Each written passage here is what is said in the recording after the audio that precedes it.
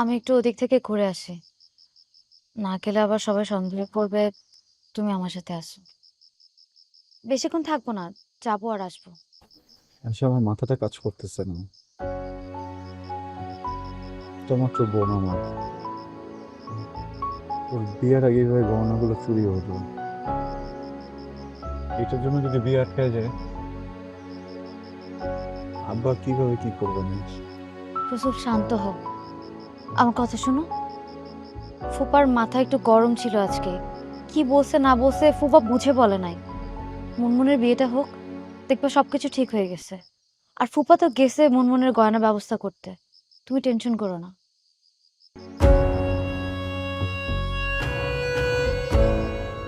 আম্মা অনেক কষ্ট পাইতেছে। আমি তো আম্মার কোলে যাই। আব্বা এমনি বকাঝকা দিলে ওইটা ঠিক ছিল, আজকে একটু মারছে তো, ছোটগুলোর সামনে মারছে না। আম্মা এটা নিয়ে খুব কষ্ট পেতেছে, আমি বুঝি। আমি না আসলে চুরিটা করি না এসে। আমি জানি তুমি চুরি করো নাই, তুমি এই কাজ কখনোই করতে পারো না, তাও আবার ছোট বোনের বিয়ের গয়না। আহ, তুমি এক কাজ করো, তুমি কোনো বন্ধুর বাসায় চলে যাও, আমি বললে তারপরে আসবা। মনে বিয়েতে যাবো না। তুমি তো জানোই ওখানে গেলে তোমাকে পুলিশ ধরবে। পুলিশ হলে ধরুক, আমি একটু দূর থেকে দেখে আসি। রসুল,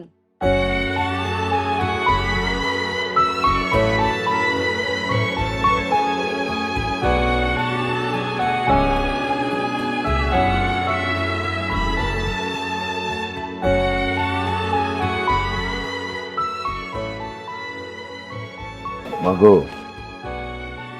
শ্বশুর বাড়িতে গিয়া শ্বশুর বাড়ির মানুষজনের মন জোগায় চলবা, বড়দেরকে সম্মান করবা, ছোটদেরকে ভালোবাসবা। বাবার শিক্ষা যেন ভুলে না যাও, ঠিক আছে? যাও যাও। বন্ধু, কোনো চিন্তা করো, তোমার মেয়ে আমার মেয়ে, তোমার মেয়ে আমার বাড়িতে ওর আলোকিত করে রাখবে। সাহেব, আমার মেয়েটাকে খুব যত্ন করে পালছে, ওকে কোনোদিন কষ্ট পাইতে দিইনি। আপনারা ওকে কোনো কষ্ট দিন না। ভাবি, আমার বিশ্বাস সেলিমের শিক্ষা কখনো ব্যর্থ হবে না। ওর শিক্ষায় শিক্ষিত আপনার মেয়ে। আপনার দোয়া করুন। বাবা বাহার, তোমার হাতে আমার মেয়েটারে তুলে দিলাম, আমার মেয়েরে দেখে রেখো। ড্রাইভার কোথায়? নাই জি আঙ্কেল, ড্রাইভারটা কোথায় দেখো তো একটু বাবু। জি আঙ্কেল, আমি দিচ্ছি। দেখ দেখ।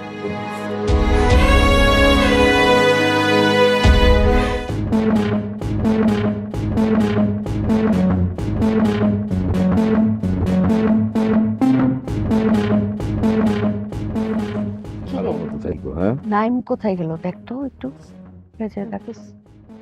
কতক্ষণ লাগে এখান থেকে যাইতে তোমার বাসায়? হ্যাঁ, কতক্ষণ লাগে? বাসায় যেতে লাগে আমার ঘন্টা দেড়েক। হ্যাঁ, আমার বোনের গহনা চলে গেছে। আজকে আমার বাসায় আমার বোনের বিয়ে। আমরা যাকে সন্দেহ করছিলাম সে আমার বাসার চারপাশে ঘোরাঘুরি করছে। হাতে নাতে ধরতে হলে আপনি তাড়াতাড়ি চলে আসেন। জি, আমার চোখের সামনে আছে। ঘন্টা দেড়েক লাগে।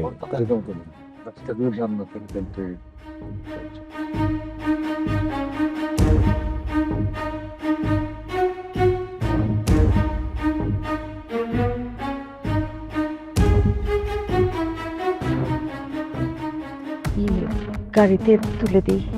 হ্যাঁ, রসুল, রসুল, নাইম পুলিশে কল দিছে, চলো এখান থেকে। চলো, দাঁড়ানো সময় নেই, চলো চলো রসুল।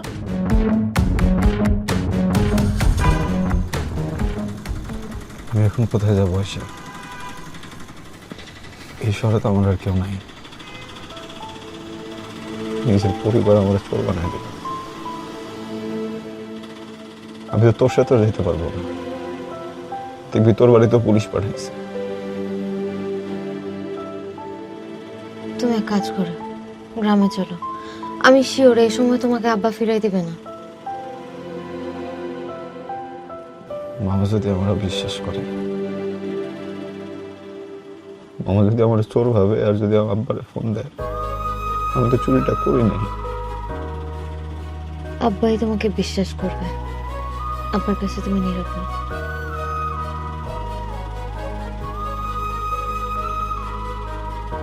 আমার পরিবারটা কেন আমার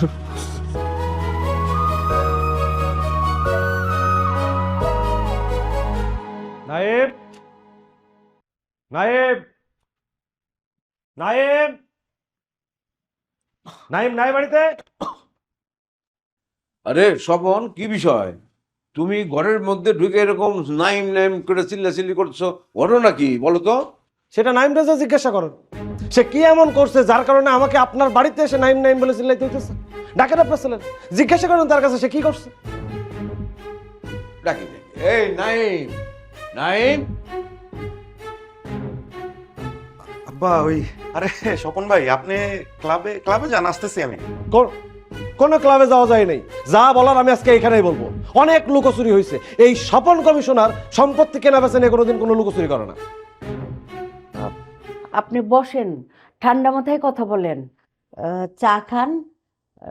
নাইম যদি কোনো অপরাধ করে থাকে, নাইমের বাবা এখানে উপস্থিত, উনি বিচার করবেন। বসেন। আরে থামো তো তুমি, কিসের বিচার, কি ঘটনা? স্বপন, তুমি যে কথাটা বললাম, আমি কথাটা কিছুই বুঝতে পারলাম না। লুকোচুরির কি আছে এখানে? তোমার সাথে আমার সম্পত্তি নিয়ে ডিল হয়েছে একবার, এই কয়েক মাস আগে। ওই আমার খেজুর বাগের 5 কাঠা জমি তুমি নগদ টাকা দিয়ে কিনে নিছো, কিন্তু তারপরে সম্পত্তি সংক্রান্ত কোনো কথাবার্তা, কোনো লুকোচুরি, কোনো লেনদেন তো তোমার সাথে হয়েছে বলে আমার মনে পড়ে না। আমি তো কিছুই বুঝতেছি না তোমার কথাবার্তা। আপনার বোঝার কথাও না চাচা, আমার আর ভাল লাগতেছে না। এত নাটক কয়টা দিন ধরে আমি করতেছি, এত নাটক চলতেছে, নাটকের ভিড়ে আমার দম বন্ধ হয়ে আসতেছে। আমার সব কথা আপনারা খুলে বলার জন্য ভিতরটা ধকপক ধকপক করতেছে, হা হুতাশ শুরু হয়ে গেছে আমার ভেতরে। স্বপন ভাই প্লিজ ভাই যান না, আসতেছি তো ক্লাবে, আসতেছি তো ভাই, আসতেছি। কি মা? অনেক দেরি করে ফেলছেন চাচা, থাপ্পড়টা আরো আগে মারা উচিত ছিল। যথাসময়ে থাপ্পড়টা মারলে আজকের এই ঘটনা ঘটতো না। অবশ্য আমার এখন আর কিছু করার নাই, আমি ব্যবসায়ী মানুষ। আমার ব্যবসার ভিতরে যদি আমি এখন আবেগ ঢুকাই দিই, তাহলে তো ব্যবসায় লালবাতি জ্বলে যাবে না। স্বপন, আমার অত্যন্ত আদরের ছেলের গালে আমি হাত তুলছি তোমার কারণে। তুমি আমারে বলো তো পরিষ্কার করে কি হয়েছে, বলো। আপনার আদরের সন্তান নাইম তার আদরের ছোট বোনের